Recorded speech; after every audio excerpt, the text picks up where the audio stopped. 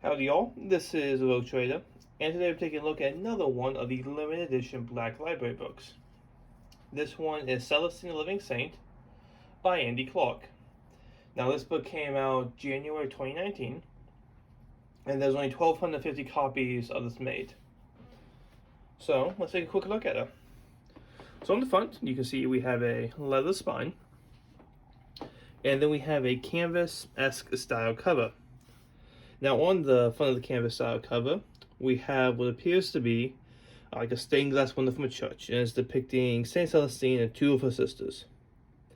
Now one of the things I like about this is, I don't know how well the camera is going to pick this up, and I apologize for that, is this gold etching of the gold outline, I would say, of the armor.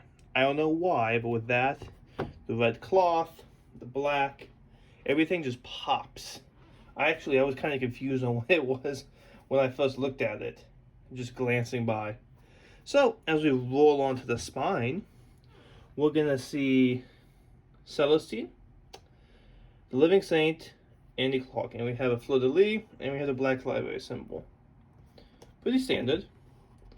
And here on the back, we have a sword that says, "The Emperor recognized your sacrifices and sent you, his living saint, to lead you to victory."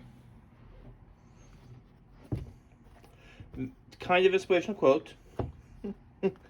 Now as we open up here to the front, we have Celestine again. It says, "I am the Emperor's blade and his guiding light." Go on to the next page, and we have the same Celestine from the front cover. We have Andy Clark's signature, and this is book 1083 of 1250. Keep going in. Nothing too special. And from here on out, it's just a regular book. Nothing special.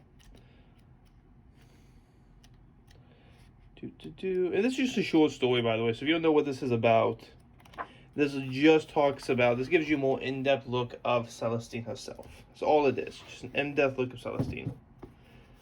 And her life, her history, it's kind of just her adventures, gives you more information on the lady. Now, on this side of the pages, we have just a row of fleur-de-lis. Nice, beautiful. And the bookmark, I forgot to mention that, so let's go back to her real fast. I don't know why, but this is fascinating me.